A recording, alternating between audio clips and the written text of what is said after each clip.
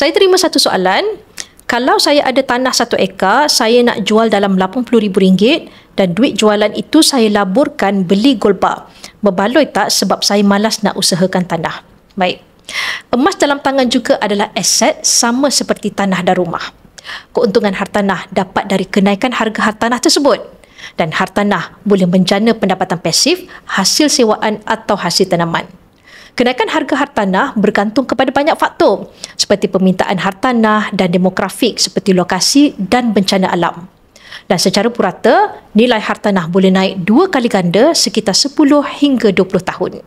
Berbeza dengan emas, ia adalah simpanan tanpa dapat menjana pendapatan dan tiada dividen.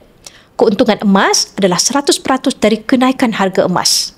Walaupun begitu, dari sejarah harga emas kita dapat lihat harga emas naik 2 kali ganda setiap 7 tahun. Jadi mana yang lebih baik? Pilihannya atas anda. Jika anda mampu untuk usahakan hartanah yang boleh mendatangkan pendapatan, hartanah lebih baik.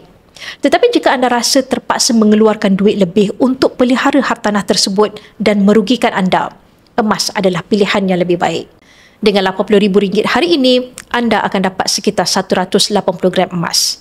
Anda boleh pilih untuk simpan dalam pelbagai saiz, sekecil 1 gram hinggalah 1 kilogram. Untuk bermula, anda boleh rujuk pin video saya untuk 5 langkah daftar akaun Public Gold dan saya akan bimbing anda dalam cara dan langkah-langkah simpanan emas yang terbaik untuk anda.